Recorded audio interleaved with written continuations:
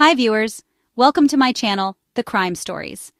Today's story is about a unique and strange scam of the world which was linked to the world's most famous fast food chain, McDonald's.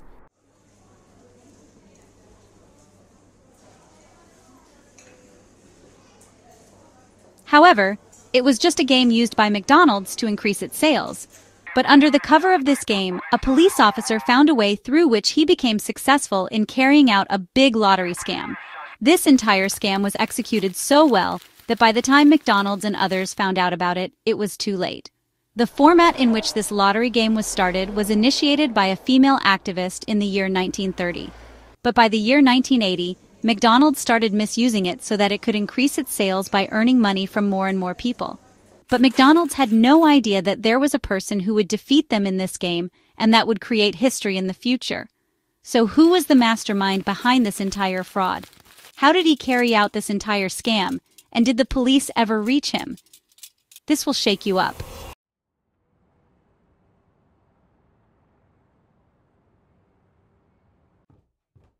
The story begins in March 2000 when the phone rang at the FBI office in Jacksonville.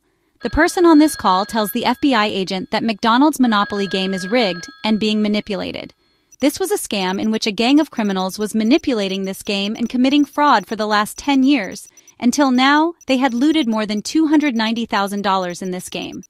To expose this entire scam, the FBI deployed around 25 FBI agents on the case and also put around 20,000 phone numbers on surveillance to make the sting operation successful.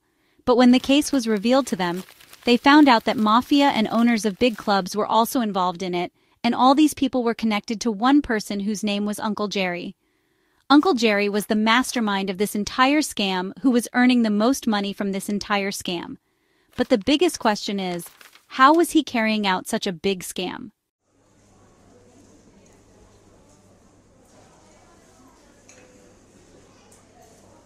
In the 1980s, McDonald's launched a Monopoly game in which they placed small game pieces on their packaging and gave them to customers.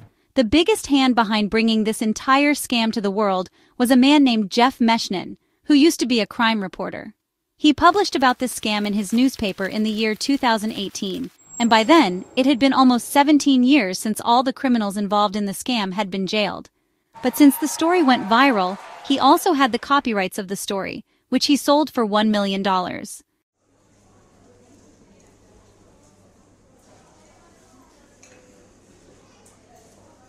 Now the question arises that how was this game played and what were the chances of winning in it? McDonald's used to give food to every customer. On the side of the packaging, there was a chip-type piece on which "pull to play" was written. This meant they had to take out this chip-type stamp and stick it on their game board. And once he had pasted stamps equal to the winning amount, he had to send the game board to McDonald's, after which he would send them their reward. McDonald's ran this game twice a year, in which the player could win a cash prize of up to $1 million. But the possibility of winning this prize was only 1 in 25 million people. Because of this game, McDonald's sales increased by 40%, due to which he would have earned a lot of money because it was impossible for one person among 20 million people to win.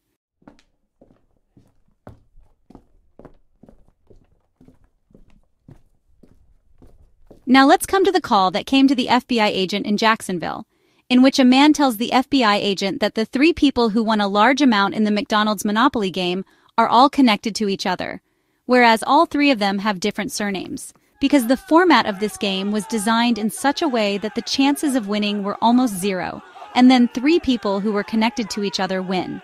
This was enough for the FBI to realize that a huge scam was going on.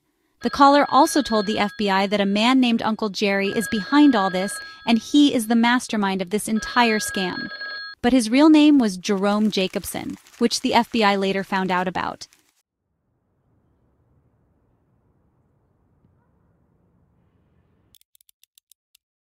Jerry was a well-known name in the world of American true crime as he was a former police officer in Florida, and it was his childhood dream to become an FBI agent.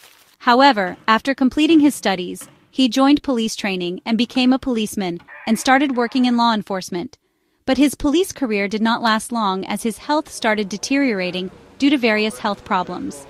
After leaving the police job, he got a security job in a company named Simon Marketing And from here, Jerry's life took a new turn in which he cheated McDonald's, one of the biggest companies in the world, because Jerry was very professional and very disciplined about his work, due to which he kept getting promotions in Simon Marketing Company, and now he was earning 6 times more money than the salary of a policeman.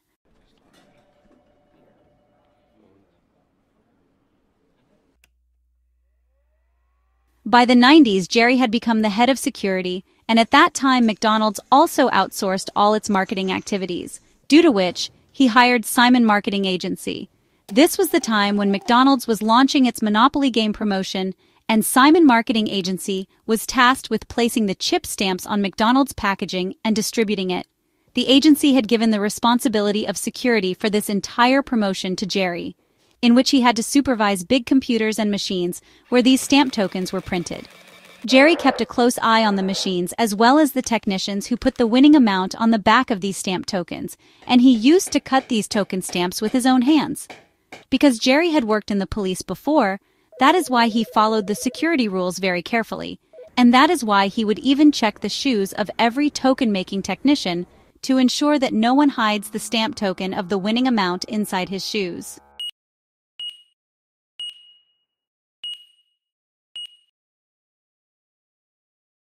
Jerry also supervised the delivery of all these token stamps, and he would deliver these stamps to McDonald's with complete security. During this entire delivery, there was a secret which only Jerry knew about, and that was that he kept the tokens of winning chips inside the vest which he wore inside his shirt. Because inside Jerry's vest, there was a token stamp on which the jackpot amount was written, and that was why he used to do the whole delivery very secretly, because it was that secret stamp ticket which could make someone a millionaire. Simon Marketing Agency now felt that they could not find a better security supervisor than Jerry, but he was unaware that now Jerry himself had started stealing these token stamps.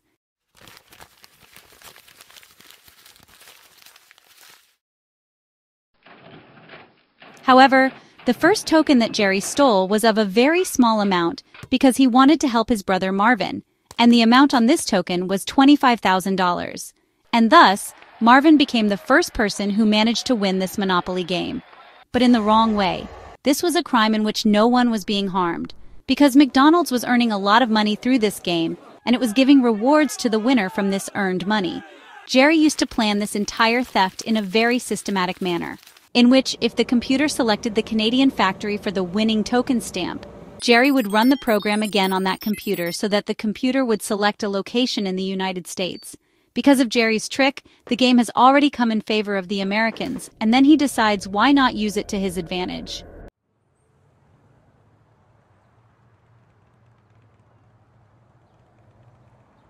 One day, Jerry was talking to his newspaperman when the newspaperman mentioned that he also wanted to win this lottery. Jerry agreed, but didn't want any evidence to reach him. So, he asked the newspaperman to have one of his friends play the game and not to come forward himself. However, Jerry gave the winning stamp to his newspaper boy. One morning, while watching TV, an advertisement came on where McDonald's was announcing the name of its winner, and this winner was none other than his newspaper boy, who was celebrating his victory. Seeing this, Jerry was shocked and immediately called the newspaper boy. Jerry said to him on the phone, "What are you doing? We both know each other, and I also explained to you to make your friend play this game. Because of your mistake, both of us can get into trouble."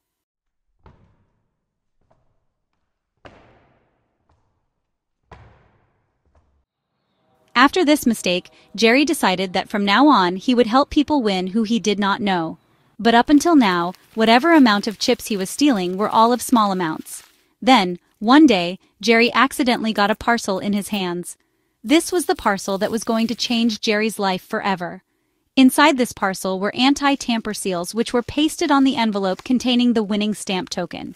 Now, Jerry could steal the stamp tickets from inside the envelope. First, he would remove the seal, take out the stamp ticket, and then repack the envelope by putting a tampered seal on it. In this entire process, no one would even get an inkling that the stamps had been changed because the seal would be removed and a new seal of the same kind would be pasted on it. In this way, Jerry was carrying out his scam very easily.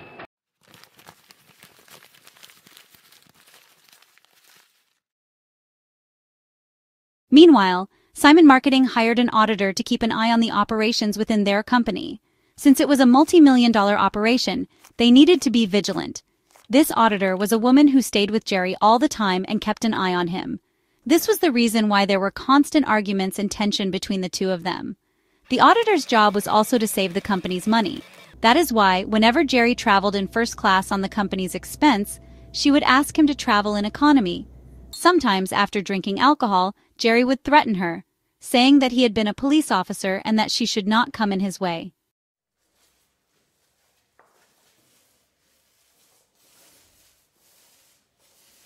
Jerry was also very fond of collecting airline points, due to which he would go to McDonald's factories in different cities of America. And during this time, this auditor would always remain with him and keep an eye on him so that when he would give the winning tickets to the factories, no irregularities would take place. Because these winning stamp tickets were hidden inside Jerry's vest shirt, and the auditor could also follow him only up to a limit. The washroom was a place where the auditor could not follow him, and the real game happened inside this washroom. After going inside the washroom, Jerry would first take out the cover which was kept inside his vest, and then remove the seal on that cover. After removing the seal, he would take out the winning stamp tickets from it, and then put a regular stamp ticket in it. He would then put on it the anti-tamper seal which he had received in the box by mistake. After doing this, he would come out of the washroom as if nothing had happened. The auditor would also have no idea that such a big fraud had taken place right under his nose.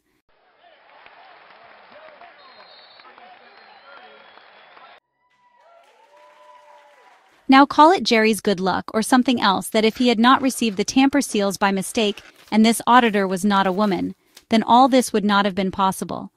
But since he took full advantage of this opportunity, he was able to live a comfortable and good life. At that time, Jerry was earning around some $1,000 a year from this scam.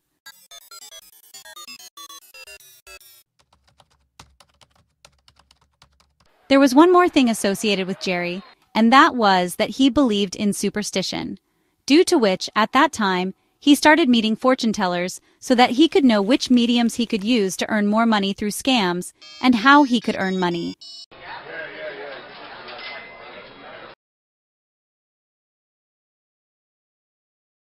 Because Jerry now had full access to these winning stamp chips, but he could not use it himself, and that is why he needed people who could play for him and share the winning amount among themselves. For example, his newspaper man introduced Jerry to a man who gave Jerry $5,000 for a $15,000 stamp, and the amount kept increasing as the amount of the stamp grew, because Jerry kept a distance between himself and those who would win the game.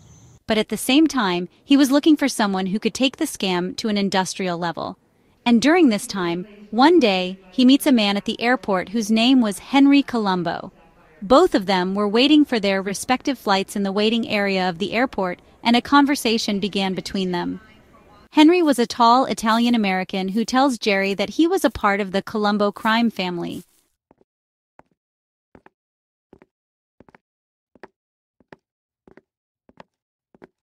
Jerry was very impressed with Henry Colombo's personality because his personality was exactly like that of a mafia.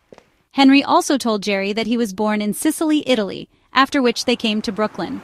Today, he has many underground casinos there. Hearing this, Jerry's mind starts ringing, and he realizes that Henry is the person who can bring him a large number of people who will play the McDonald's Monopoly game.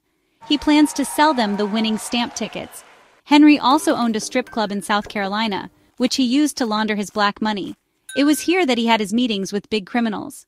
However, Jerry was very impressed with Henry's idea of thinking differently, and it didn't take Jerry long to decide to involve Henry in the scam.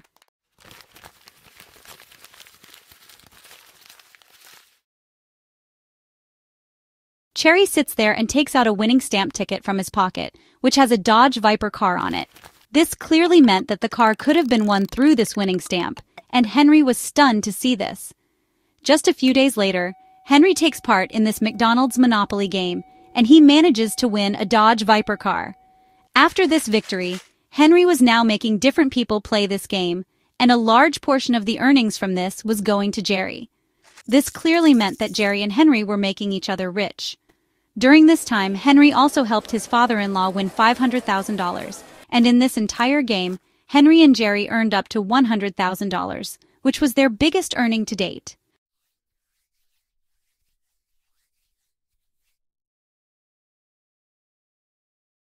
There came a time when everything was going very well, and Jerry and Henry started to feel that now no one would be able to catch them. But then something happened that changed everything, because Henry Colombo was already a mafia, and now he was carrying out this fraud along with Jerry. As soon as Henry's wife came to know about this, she started feeling that now she would not be able to live as the wife of a mafia. This thought was now going on in her mind day and night. Due to this, a fight breaks out between her and Henry when they are going somewhere in the car. During this time, a truck comes and blows up their car. It was a very terrible accident in which the car hit a concrete wall, and Henry's wife died on the spot. While Henry was immediately admitted to the hospital after a few days, he also died.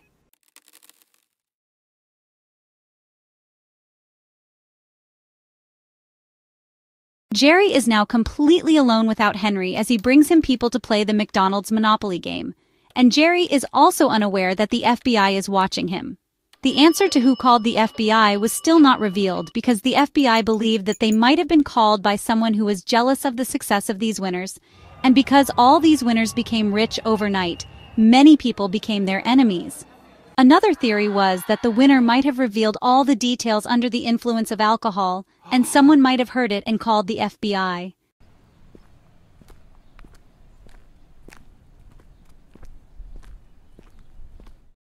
However, after Henry's departure, Jerry includes a new person named Andreo Glum in the game plan.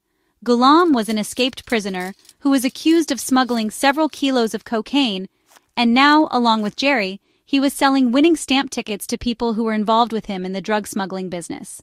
Jerry added another man to his group, Dwight Baker, a man he had met at church who had no criminal record. Dwight was involved in buying and selling properties, and he had a dream of building a golf course and a luxury resort for himself. But he was not able to find any investor, and this is where he meets Jerry. After meeting Jerry, he starts to feel that now all his dreams will come true. But this time he made some mistakes for which he had to pay a huge price.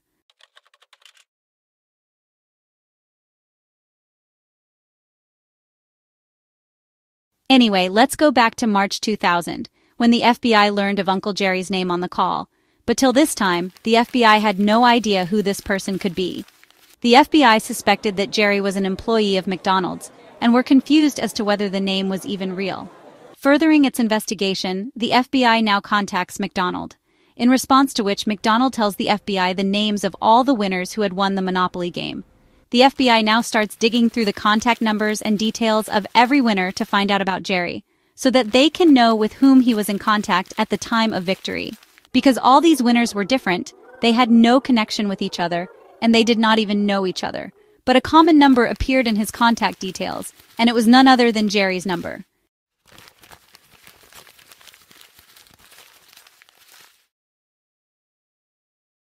Now the FBI knew that they had caught the mastermind of this entire scam, but he needed proof which he could use as evidence. The FBI was looking for a call recording of the conversation between Jerry and the Monopoly game winner so that Jerry's scam could be exposed and the court would not be able to deny the evidence. Now the FBI makes their move and talks to McDonald's and asks them to announce another Monopoly game so that Joe Jerry can get his hands on it. This was a reputational risk for McDonald's because if they announced the game again, people would think that some kind of fraud had taken place in the game, and this would have tarnished their name. But McDonald's itself wanted to know who had defrauded them and stolen millions of dollars, and that is why they announced the Monopoly game again.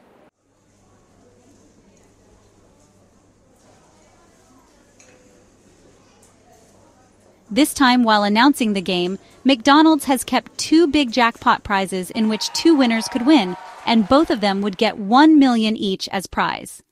After the game is announced, the FBI starts keeping a close watch on Jerry and his network, and they were just waiting for the winner of the game prize to be revealed to them. Because the FBI was tracing the phone calls of Jerry and Dwight Baker, and during this call recording, they heard Baker telling someone that he was going to sell the winning prize ticket to someone in Texas, and this person was none other than his brother-in-law, who was going to claim this prize money after a few days. The second winner was Michael Hoover, brought in by Andreo Glum. And since Michael used to be a pit boss at a casino and was bankrupt after losing his job, he agrees to be a part of this fraud operation.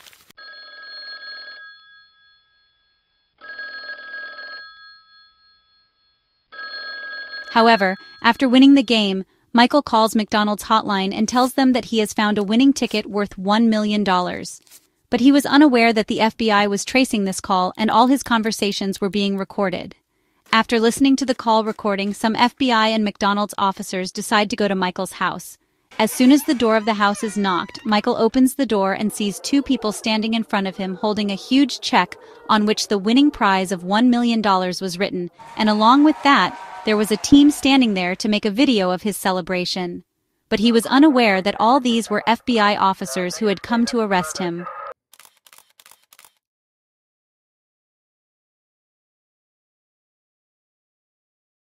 Anyway, it starts with Michael's TV interview in which he tells a false story about how he got the winning ticket, how he bought a magazine and this ticket was found inside it. All the people standing behind the camera were FBI undercover agents and they were listening to Michael very carefully. After which he gives the check to Michael, and when he collects all the evidence, then he arrests Michael. When they interrogate Michael after his arrest, he tells them everything about the entire fraud operation, after which Uncle Jerry is arrested from his own house.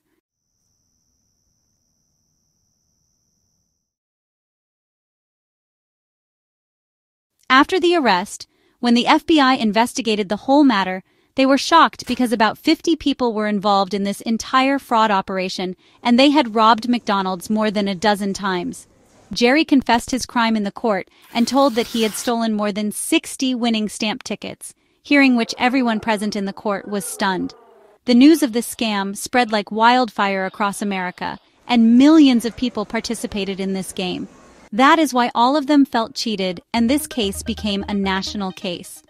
Taking advantage of this opportunity, Burger King also filed a case against McDonald's, saying that McDonald's has promoted its business with the help of fake advertisements and has earned millions of dollars.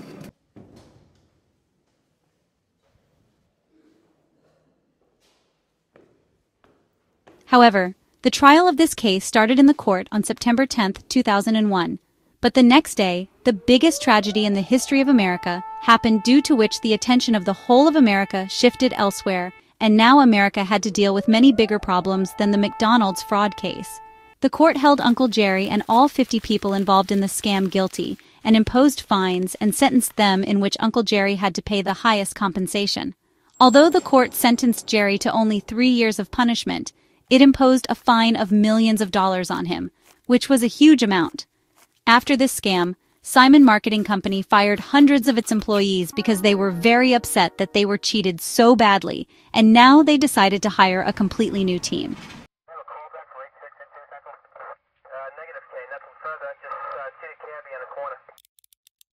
This was the story of a man who started his career as an honest police officer, but his greed and changing intentions made him the mastermind of a scam that defrauded one of the biggest companies in the world. This scam was so big that a huge amount was spent on its investigation, which obviously came from the pocket of the American taxpayers, and many people lost their jobs even though they were not at fault. Jerry's sentence of just 3 years was a slap in the face to McDonald and U.S. citizens, and after completing his sentence, he settled in Georgia, where he is living his life in a luxurious house. However, he still has to pay back the millions of dollars. But he would keep paying this amount to the court gradually in multiple installments, and his acquaintances also said that he had hidden a few $1,000,000, with which he can live his life comfortably.